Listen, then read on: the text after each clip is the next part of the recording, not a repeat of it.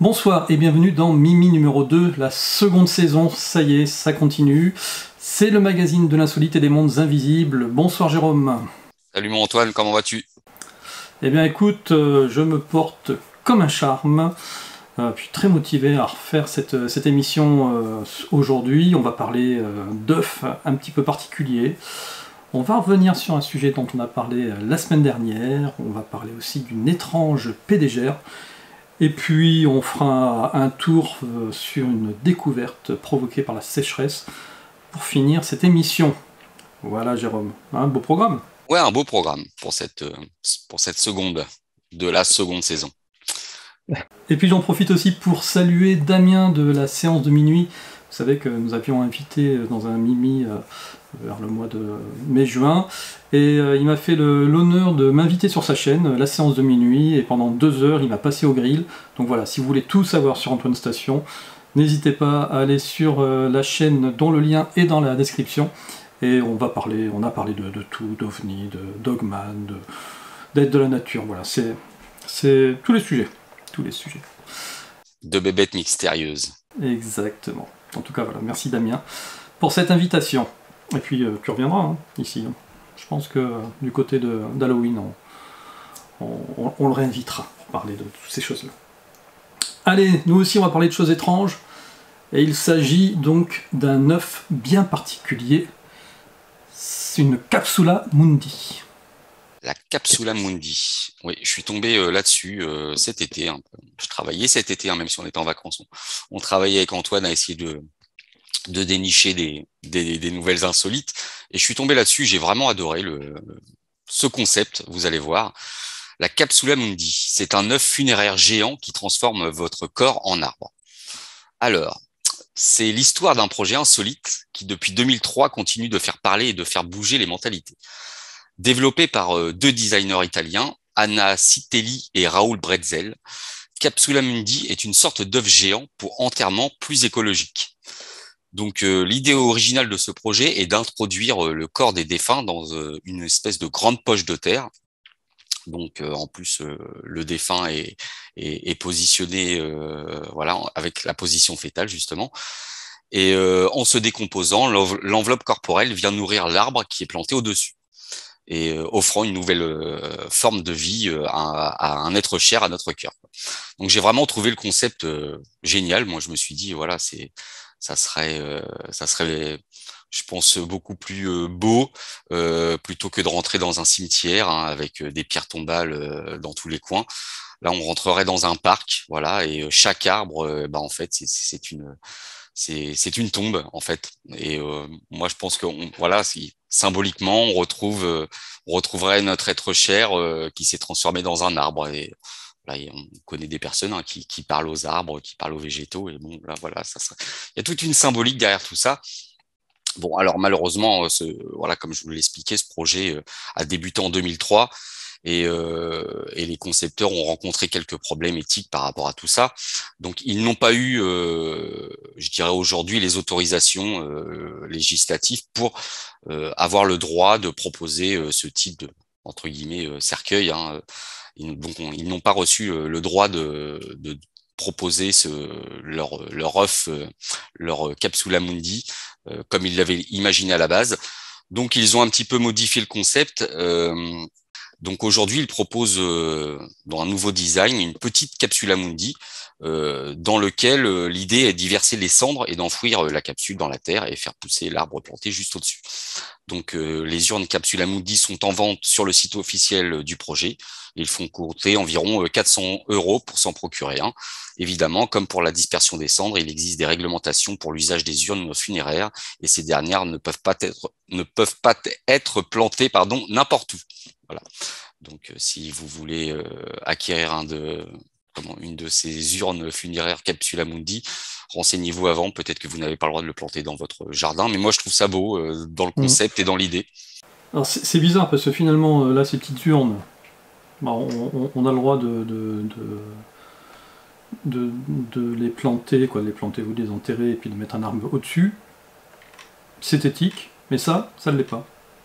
Je vois pas la différence, quoi. C'est quoi? C'est l'idée qu'on se décompose Ouais, voilà, c'était peut-être l'idée de savoir que le corps allait se décomposer sous l'arbre et pour nourrir l'arbre. Bon, c'était le concept Bah, original. écoute, mais voilà, quoi, moi, il y a rien qui me choque là-dedans, voire même, au contraire, peut-être que les racines qui viendraient à un moment donné fusionner avec l'être, va savoir ce que ça pourrait faire. Hein. Est-ce que ça ne viendrait pas prendre un peu d'empreinte de mémoire cellulaire de la personne, et est-ce que ça créerait pas une autre entité? Un arbre, oui. Non, non, mais c'est pour ça que moi je trouvais vraiment le concept et l'idée. Il y a toute cette part symbolique dans l'acte, hein, comme tu l'expliques, hein, le fait que le corps va nourrir cet arbre qui va croître et qui va refléter peut-être la personne en puisant justement, comme tu l'expliques, dans les mémoires cellulaires de cette enveloppe charnelle qui va lui servir de nourriture. Mm. Ouais, ouais, ouais, tout à fait. Bah, écoute, je crois qu'on l'avait déjà évoqué, cette histoire de se faire enterrer au pied d'un arbre, mais là c'est carrément dans l'arbre. Et peut-être que les mentalités évolueront, hein, tu sais. Mm, mm. Ah oui, et puis comme je te dis, moi je trouve, enfin, j'ai toujours trouvé ça glauque les cimetières. Je m'excuse, hein, je sais que tous ceux qui nous regardent un jour ou l'autre, vous allez peut-être même souvent dans un cimetière, mais je trouve ça glauque, c'est cette ambiance avec toutes ces pierres tombales grises. Je trouverais ça beaucoup plus joli, Je croyais que tu voilà. allais dire tous ceux qui nous regardent un jour ou l'autre, vous allez y passer. Aussi, hein. Après, ça dépend, hein, voilà, il y a plusieurs solutions, hein, la crémation ou l'inhumation, l'enterrement. Moi, je préfère la crémation parce que j'ai Bah, toujours cette image d'imaginer, voilà, tous ces corps. Moi, j'ai vu trop de films de zombies quand j'étais petit, et tous ces corps en putréfaction sous ces pierres tombales, je sais pas. Il y a une petite chose qui me dérange. C'est pour ça que je trouve que ça serait beaucoup plus joli, voilà, un parc avec plein d'arbres et chaque arbre est une personne. Voilà. Ok, eh bien écoute, on verra ce que le futur nous réserve. En tout cas, effectivement, c'est pas pour aujourd'hui, mais l'idée est intéressante, même si ça fait déjà une vingtaine d'années qu'elle existe. Et elle verra peut-être le jour. Mm, mm. La semaine dernière, Jérôme, on avait évoqué une news un petit peu particulière. C'est celle de cette œuvre d'art qui a remporté un concours alors que l'œuvre d'art avait été réalisée entièrement par une IA. Donc c'est le site Midjourney qui permet de faire ce genre de réalisation. Et c'est vrai que j'avais pas eu le temps de creuser le sujet la semaine dernière, hormis le fait que voilà, si les IA se mettent à faire des œuvres d'art, où va-t-on? Eh bien je m'y suis intéressé de près à Midjourney, et tu vas voir, ben, c'est génial. Tout simplement c'est génial. Je vais vous montrer un petit peu ce que ça peut faire. Tu nous as fait une œuvre d'art, Antoine. Tu nous as fait un ah beau la vache. tableau. Je me suis pris pour un artiste, quoi. Voilà, moi qui n'ai aucun talent artistique, maintenant je sais que je suis un artiste dans l'âme, vous allez voir. Voilà, puis je tenais à remercier Mélanie qui m'a motivé pour aller y jeter un peu plus un coup d'œil, et c'est vrai que voilà, il y a des trucs extraordinaires. Donc, comme vous le savez ou pas, en ce moment je suis en pleine réalisation des mises en page de Génération Stellar numéro 10, un spécial Tolkien, et je me suis dit, tiens, allez, on va essayer de voir ce que ça donne. Donc là, tu vois, j'ai fait des essais sur Tom Bombadil. Écoute, c'est plutôt pas mal. Hein. Là, j'ai mis en mots-clés, parce que le principe, c'est que vous mettez des mots-clés. Donc là, j'ai mis en mots-clés Tom Bombadil en train de lire le Seigneur des Anneaux.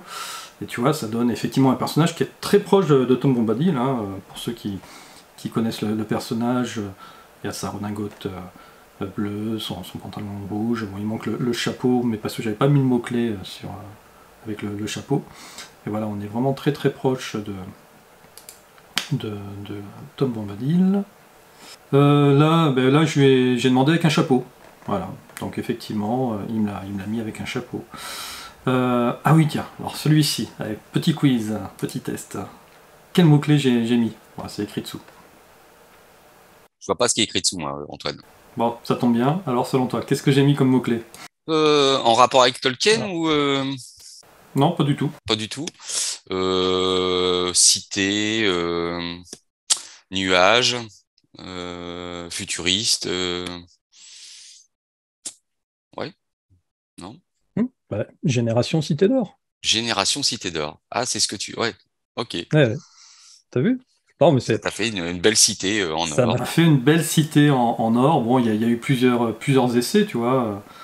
Au début, ça m'a sorti quelque chose, voilà, quelque chose comme ça. Et puis après, il y a des options pour pouvoir affiner, tu vois. Tu sélectionnes l'image que tu veux, puis après, tu l'affines petit à petit. Voilà. Mhm. Là, c'est Gandalf en train de fumer une pipe. Donc ça donne des propositions qui sont vraiment intéressantes. Et c'est 3 mots, quoi. Gandalf, The Grey, Smoking a Pipe. Mhm. Honnêtement, moi, il me faudrait 30 ans pour dessiner ça, quoi. Et le truc en 1 minute. 1 minute. C'est toujours... Oui, oui, non. Moi, je trouve que c'est un super outil parce qu'en effet, pour les personnes qui ne savent pas dessiner ou parfois en manque d'imagination, en manque d'inspiration et peut-être que en allant voilà, faire comme toi des premiers jets de ce qu'ils pensent sur ce logiciel, ça peut leur apporter une inspiration pour ce qu'ils veulent faire réellement derrière. Après, bon, il y a ce côté pratique pour les gens qui ne savent pas dessiner, comme toi, Antoine. Bon, voilà, tu peux faire une œuvre d'art en 5 minutes, en 3 clics, mais ça enlève quand même la création humaine, quoi. On en avait parlé la semaine dernière. Ça enlève tout à fait la création humaine, on est tout à fait d'accord. Et d'ailleurs, j'ai une pensée pour tous les infographistes, les illustrateurs, etc. Ce genre d'outils, ça va leur faire mal parce que effectivement, il va y avoir de plus en plus de sociétés qui vont pouvoir On va utiliser réutiliser ce chose en travaillant vraiment dessus. On peut faire des choses assez extraordinaires. Bon, là j'ai essayé Antoine Station, mais non. J'ai mis Antoine Station Miasme TV. Ça n'a pas été pour le coup pas très. une petite station. Ouais, petite Ouais. station, voilà. Mais et du coup, est-ce qu'il y aurait des droits d'auteur sur les créations que va faire cette IA? Parce que si une personne, C'est une très bonne question. Au niveau des droits d'auteur, ils sont malins. Grosso modo, toutes les images appartiennent à Midjourney. mhm, Mais toi, tu peux les exploiter et les droits sont libres. Mais les propriétaires finaux, on va dire, c'est Midjourney, je ne sais pas comment on le prononce. Voilà. Donc tu peux pas contester en fait le fait que Midjourney reprenne une de tes œuvres que tu as, tu vois, comme l'œuvre qui a gagné le concours. Dans l'absolu, elle leur appartient. Donc s'ils veulent en faire une exploitation commerciale, ils peuvent, et tu peux pas te retourner contre eux. et ils Voilà. ne verseront pas de dividendes aux Et créateurs. ils ne verseront pas de dividendes aux créateurs. Ah, c'est Mais par contre, ils n'empêchent pas le créateur de pouvoir utiliser sa propre création. hmm. Voilà. Donc ils se protègent, si tu veux, je pense, comme ça, tout simplement. Allez, tiens, on va faire un petit jeu. On va faire un petit jeu. Je me suis dit, qu'est-ce que ça ferait si on mettait Horus, pyramide, ça se dit comme ça en anglais, pyramide? Ouais, c'est pareil. Oui, sans eux. Et sans eux, d'accord. Et water. Allez. Hein. Et puis Ah, c'est après, pas mal là. Hein, ouais. on va mettre des petits mots-clés. Toc. Voyons voir ce que. Alors, comment il s'appelle? Midjourney. Qu'est-ce que Midjourney va nous dépeindre? Alors tu vois, je ne maîtrise pas encore complètement le truc, parce que des fois il en fait en x4, des fois en x2. Mhm. Et j'ai l'impression que Horus, il l'a Bah, pas c'est ce que pris j'allais te dire. en... Ouais, il a pas pris en considération Horus. Ça me plaît moyen. Alors, on va le refaire. Et Horus, pyramide. si tu l'as juste Horus Pyramide, peut-être. Et si je mets Nil? Nil, peut-être. Et après, je crois qu'il faut quand même mettre ces trucs-là. Je vais juste virer le photoréalistique et tiens, je vais le mettre en fantastique, par exemple. Je ne maîtrise pas. Hein. Mhm. Vraiment, j'ai testé ça hier. Et Mais bon, je trouve le truc tellement, tellement hallucinant. Et il y a plein de gens qui testent. Alors, je crois que sur la version bêta, vous avez droit à une trentaine de vidéos. Alors là, je sais même pas où elle s'est barrée, la nôtre. Le problème, c'est que s'il y en a beaucoup qui, tu vois, ça fait quand même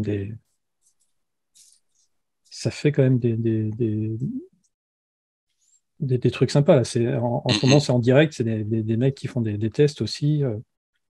Ah oui, tu vois, là, ce qu'on est en train de voir, ce sont des personnes qui travaillent Ce sont dessus. des... Exactement. D'accord. Ah, celles-ci, elles sont plus sympas, celles-là. Mhm. Russe, la pyramide water. Donc là, il t'en propose deux. Toujours pas d'Horus. Toujours pas de russe Bon, avec Ce- Kefren. Mhm. celle-ci a l'air plutôt sympa. Ouais, pas mal. Mhm. Je Où pense est-ce que qu'elle ouais, est posée là? Et je en fait, tu pense. peux l'améliorer. Tu vois, là, tu as des options. Là, tu peux l'améliorer. Pouf, et là, tu peux dire, allez, celle-ci, j'aimerais l'améliorer. Et donc, ça relance encore une action ici, quelque part, pour pouvoir améliorer. Et en fait, tu vois, c'est en travaillant comme ça, tes mots-clés, etc., où tu vas pouvoir. Alors là, c'est à 0%. Donc là, ça met un peu plus de temps parce que j'ai demandé à ce qu'elle soit tu vois, plus détaillée. Et là, on voit les différences hein, déjà, tu vois. Oui, au niveau du ciel. Mm, mm. Mm. Mais Là, on imagine la banque de données de malades du logiciel, quoi. Parce que pour pouvoir voilà, avoir n'importe quelle image sous la main, on imagine la banque de données. c'est exactement ça. Alors, je Ouais, sais pas laquelle te plaît le plus, bon, je celle de dirais celle droite, de j'imagine. droite, mais voilà, ça prend pas en considération le dieu russe. Il Peut-être manque, falloir, ouais. Alors, il aurait peut-être fallu mettre God Horus, peut-être. peut-être. Voilà. Bon, en tout cas, le résultat est plutôt bluffant, tu vois, le temps qu'on discute. Oui, pour créer une image, voilà, libre de droit d'auteur, c'est pas mal. Franchement, c'est pas mal. Même comme tu le Mais- disais, hein, ça risque de faire un sérieux mal à tous les illustrateurs et voilà, tout ce dont c'est le métier de, par exemple, pour les pochettes de livres. Hein. Hmm. Maintenant, je dirais que il y a plus, enfin, n'importe quelle maison d'édition n'a plus besoin d'un illustrateur. Hein. Vous tapez des mots-clés en rapport avec le livre et ça vous sort une belle couverture. Hmm. Ah, tu sais, moi, j'achète des photos sur une banque de données comme iStock, ce genre de choses, pour faire les illustrations de Génération Cité d'Or. Mhm. Je trouve pas forcément systématiquement exactement ce que je veux, donc du coup, je prends par défaut. Et tu vois, je suis pas non plus super satisfait. Bon, alors après, j'ai pas les budgets pour avoir un illustrateur qui me fasse toutes les photos. C'est pas possible. Mais c'est clair que là, 30 euros par mois, une banque d'images, c'est 300 euros. Pour une vingtaine d'images, le calcul, il est vite fait, quoi. Donc c'est ça Et en plus, le site est en payant plus, le site est payant Antoine en fait. c'est ça. Alors, Là tu as payé un c'est soit 10 abonnement, euros, ouais, c'est 10 euros pour 200 images d'accord. Ah, tu as le droit de créer jusqu'à 200 images. par mois. Mhm. Tu vois, donc ça va. Et puis après, c'est 30 euros pour illimité. Quand tu sais le prix des banques d'images, c'est voilà. Et là, tu vois le Horus, on voit tu as vu, il a commencé par des images et puis il a rechangé. Là, il a 30%. Il va à nouveau, je pense, changer. Alors là, j'avais mis quoi? Photo réalistique. Alors, il y a plein de mots-clés. Ah, tiens, le visage, il s'est transformé. Ouais. Ça, c'est vachement rigolo. Ouais, Puis ça. en plus, il travaille sur la même image, mais il la modifie au fur et à mesure de son Mm, algorithme. mm. Ouais, ouais. Ouais, là, Voilà. tiens un visage, ouais, il Là, est pas ça fait un mal, peu hein. bout de bol. Ouais, là. Ouais, ouais, ouais. Bon, Ça là, fait par contre, ici, je vois pas trop ce que c'est. on dirait le tronc d'un robot sans bras. Ouais, Et puis, tu as vu, il rajoute les couleurs au fur et à mesure. Ah, Mhm. je suis sûr que ça a donné envie à plein de personnes ce soir de s'y mettre. Hein. Bah, franchement, Euh, oui, oui, oui. Voilà, et puis par rapport à Midjourney, si vous voulez d'ailleurs essayer cette application et puis nous faire une petite illustration pour Miasme TV, voilà, n'hésitez pas, vous nous envoyez le lien dans la description de ce que vous aurez concocté Et puis on présentera la semaine prochaine à l'antenne les 2-3 meilleurs dessins, illustrations que vous nous aurez proposés. Oh, et puis le russe à côté, il fait peur. Hein. Il fait peur. Il fait peur. Mais j'aime bien. Il a un petit côté, tu sais, Stargate, un petit peu. Je sais pas. Ouais, j'aime bien. Ouais. Bon, voilà. Quoi. Je voulais te montrer ça et puis vous montrer ça pour que vous compreniez bien comment ça fonctionne. Parce que c'est vrai qu'on en parlait en disant que ça récupérait des images et ça en faisait quelque chose de plus beau, mais on avait peut-être un peu de mal à voir exactement comment. Mais là, voilà. Là, on le voit en direct et ça fait, voilà, ceux qui maîtrisent vraiment le truc, ça fait des produits. Moi, je suis bluffé. Vraiment, je suis bluffé. Ouais, alors tu m'étonnes qu'il y en a qui ont dû avoir, comme disent les jeunes, le seum, qui participent au concours et dans la catégorie création numérique, qui s'étaient pris la tête pendant des soirées et des nuits à créer une œuvre voilà, de eux-mêmes. Et puis lui qui arrive avec cette œuvre qu'il a réalisée sur ce logiciel, et puis pouf, il n'a pas dû mettre très longtemps à la réaliser, quoi. Bah, si, alors pour qu'il ait atteint le niveau, je ne sais pas si tu te rappelles de la qualité de l'image, oui. il a dû vraiment y passer un peu de temps à mettre des bons mots-clés, etc. Parce que plus tu mets les mots-clés, mieux c'est. Mais, beaucoup moins que s'il l'avait créé de toutes pièces. Voilà, le tableau tel qu'il l'avait créé, ça aurait été au moins une centaine d'heures de réalisation. Là, en 1 ou 2 heures, c'est bon, c'est fini, quoi. Alors là, j'ai mis un mot-clé un petit peu particulier. C'est pour faire la transition avec le troisième sujet de ce Mimi numéro 2. Je voulais me représenter cette femme qui s'appelle Peng Yu, peut-être Thank You, je ne sais pas comment on le prononce en chinois, qui est la PDG de la société NetDragon Websoft. Alors, NetDragon Websoft, c'est une société de jeux en ligne qui est très connue en Chine, qui a créé des jeux, des MMORPG et des jeux en ligne de bataille un peu à Battle Royale, etc., qui est vraiment très très connu, donc qui a un très gros pouvoir d'achat et une très grosse puissance économique en Chine. Et ils ont décidé de mettre à la tête de la société une intelligence artificielle. Voilà, quoi, c'est chaque semaine, on vous en sort de nouveau. Voilà, voilà. Maintenant, vous allez avoir des patrons intelligence artificielle. C'est ça, là je crois qu'on atteint vraiment le nec plus ultra. Elle est un peu améliorée, mais d'un autre côté, j'ai mis le terme IA dans le mot-clé. Donc là, c'est effectivement un petit œil bionique. Bionique, hein, c'est ça. Donc voilà, on pourrait se représenter Thank You comme cela. Donc, c'est voilà, ils ont décidé, cette société, de mettre à leur tête un PDG en une intelligence artificielle pour les assister dans leur prise de décision.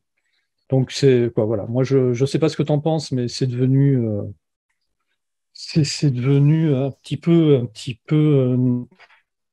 c'est du grand n'importe quoi. C'est-à-dire que la prise de décision, elle sera faite sur des algorithmes, mais plus sur l'humain. Alors déjà qu'on sait que au niveau patronal, c'est peut-être pas forcément toujours déjà l'humanité qui étouffe certains, qui prône. Mais là, voilà, donc c'est dans l'une de leurs filiales de Fujian où ils ont mis ce PDG en test pour qu'elle prenne des décisions rationnelles et totalement transparentes. Forcément, elles ne sont pas contestables, hein, elle peut les expliquer par A plus B pour le coup. Il n'y a pas de. Donc, je ne sais pas, moi, je sais pas si toi, tu bosserais pour une boîte. Elle se présente sous quelle forme, du coup, cette nouvelle patronne? Mais c'est ça, en fait, il n'y a pas de photo, il n'y a rien. C'est pour ça que je voulais en faire une représentation avec Midjourney. Non, mais ça doit être sur un ordinateur, je pense, et puis elle doit discuter avec les autres PDG les autres membres du comité directionnel. L'intérêt, c'est qu'elle bosse 24 heures sur 24, elle n'est jamais fatiguée. Elle ne demande pas d'augmentation, Elle veut pas de café. pas de café, pas de parachute en or. C'est ça. En soi, hein, C'est le patron idéal. Oui. c'est le patron idéal. C'est peut-être plus facile finalement de remplacer un patron que de remplacer un bon ouvrier. Hein. Et en plus, Réfléchissez à ça.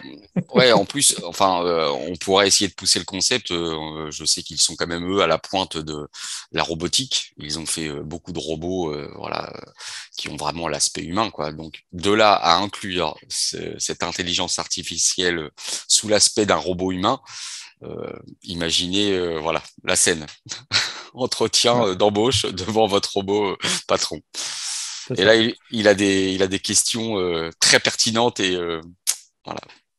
Ah bah, et puis, t'imagines, il veut poser des questions, il va sur sa base de données. Moi, ça m'a mis une minute à créer son portrait. Avec sa base de données, il va fouiller tous vos Facebook, vos machins, Mm. etc. Et tout savoir sur vous, il va vous poser des questions directes, quoi. C'est effrayant. Donc, l'autre PDG, on va dire humain cette fois-ci, Dejian Liu, indiquait qu'à terme, la gestion de l'entreprise pourra se faire par le biais d'une communauté de travail basée sur les interactions dans le métaverse. Parce que c'est ça la finalité, c'est de pouvoir intégrer de plus en plus la cyber-économie du métaverse. Et quoi de mieux qu'un cyber-patron pour pouvoir gérer tout ça. Et donc, il disait ce qui nous permettra d'attirer une base beaucoup plus large de talents dans le monde entier et de nous mettre en position d'atteindre des objectifs plus ambitieux. Voilà. Alors moi, je ne sais pas si vraiment sur le papier, on vous dit votre PDG, ça sera un robot. Moi, je trouve qu'on devrait justement profiter de de cette nouvelle technologie entre guillemets.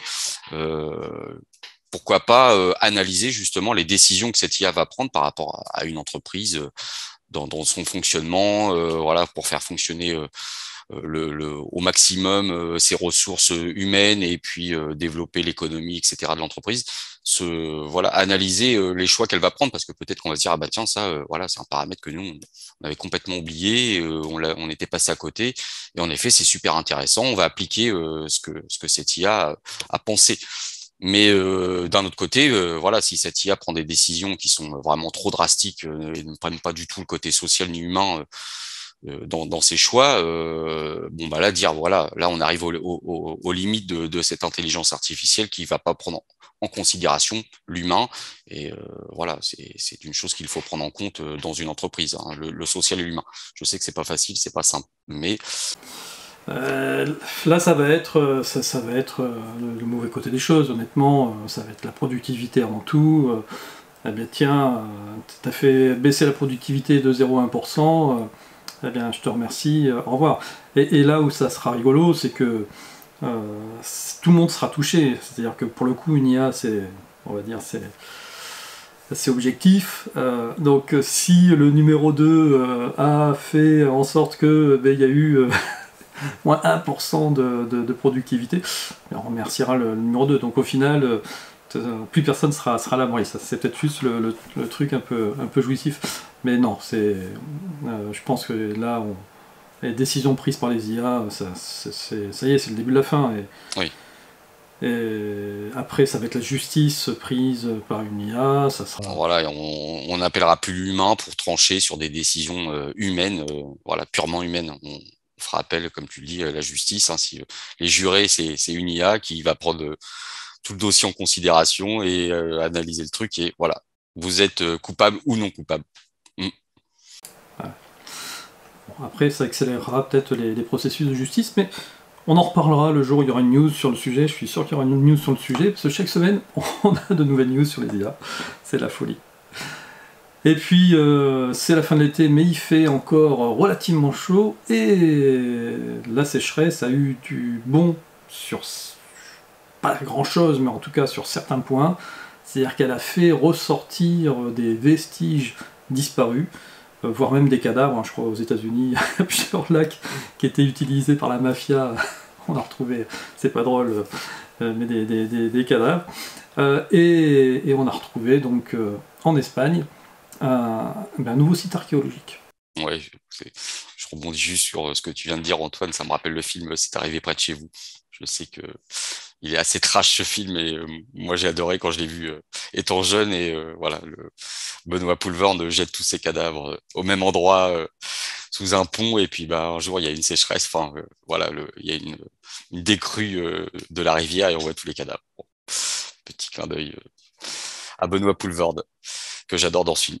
Mais oui, ça a eu du bon côté pour les archéologues surtout, parce que cette sécheresse a fait réapparaître le Stone Age espagnol qui était sous les eaux depuis 50 ans.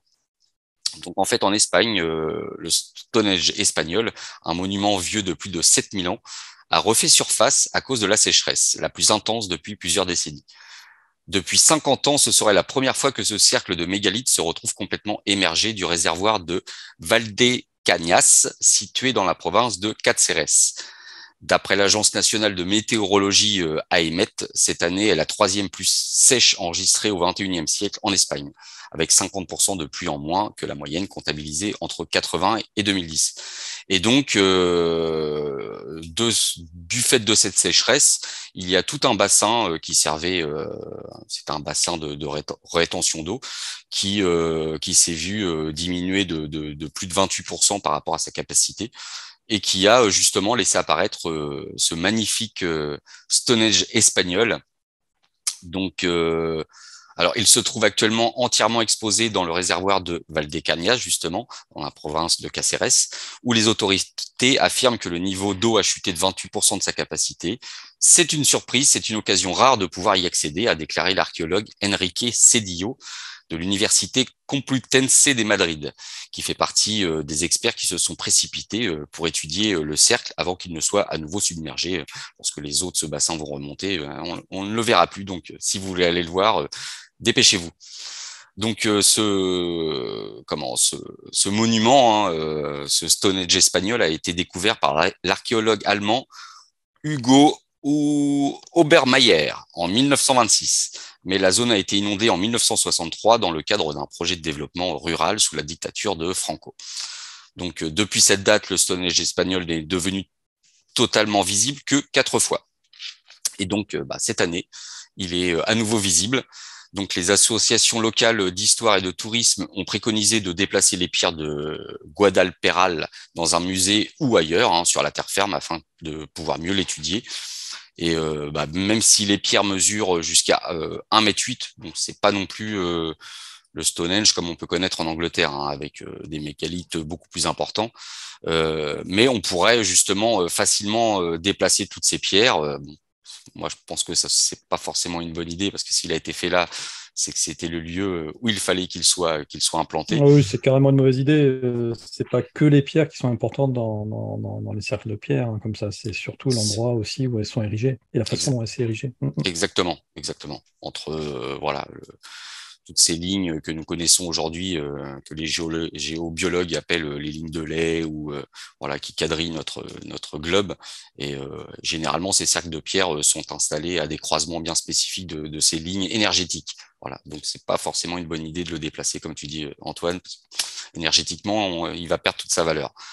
Mais bon, il pense que ça pourrait être aussi une manne touristique, puisque on sait que le Stonehenge anglais attire beaucoup de touristes chaque année, donc ça pourrait aussi permettre, que l'Espagne ait son petit Stonehenge et puis développer un touriste passionné par ces mystères archéologiques. Voilà. Oui, au pire, ils font comme à Lascaux, ils refont le site à côté, ils le cartographient, ils refont le site avec des fausses pierres, et puis ça fait l'affaire, tout le monde est content. Ouais. Donc voilà, si vous voulez aller voir ce magnifique Cromlech. C'est maintenant ou l'année prochaine, parce que de toute manière, la sécheresse, il y en aura peut-être tous les ans maintenant. Ouais, mais l'eau, ça tombe en ce moment, surtout chez nous en Normandie, Antoine. Donc ce réservoir risque de se remplir à nouveau dans les prochains jours, peut-être les prochaines semaines. Donc, voilà. Ouais. En attendant, Jérôme, tu as vu là, à me faire traiter tes news sur les œufs, les œufs pour enterrer les personnes. On regarde les pubs que je me chope maintenant. Je sais pas si t'as fait gaffe. Opération Monument. Voilà. T'as vu l'algorithme un peu. Ah, Voilà. t'as vu comment ça fonctionne, quoi, c'est horrible. C'est Et ça. puis là, ici, Novalac, du lait pour les enfants. Donc tu vois, on est passé de l'œuf. Non, mais ouais, Rock voilà. éclair, ouais, t'as vu, tout de suite ils Voilà, ont eu. mais Voilà. l'intelligence artificielle, c'est effrayant. Vraiment, c'est effrayant. Non, Bon, ben voilà, on on va arrive. rester encore avec vous pas mal de temps hein, pour vous faire Oui, oui, d'autres oui, mimis. oui, exactement. On va pas se mettre dans une capsule Amundi tout de suite, Antoine. Non, on est tout à fait d'accord. Ben, écoutez, voilà, je crois qu'on a fait le tour tranquillement aujourd'hui. J'espère que voilà, ça vous a plu. Et le temps est passé encore à une vitesse. Je sais plus qui disait ça dans les commentaires. C'est vrai que c'est 40 minutes, mais on a l'impression que ça dure 5 minutes. Il y a un bug temporel avec les mimis. Ouais, ça c'est sûr. On ne voit pas le temps passer. Allez, ciao, ciao. À la semaine prochaine pour le 3e Mimi. Portez-vous bien, passez un bon week-end. Bye bye. Ciao tout le monde. Bye bye.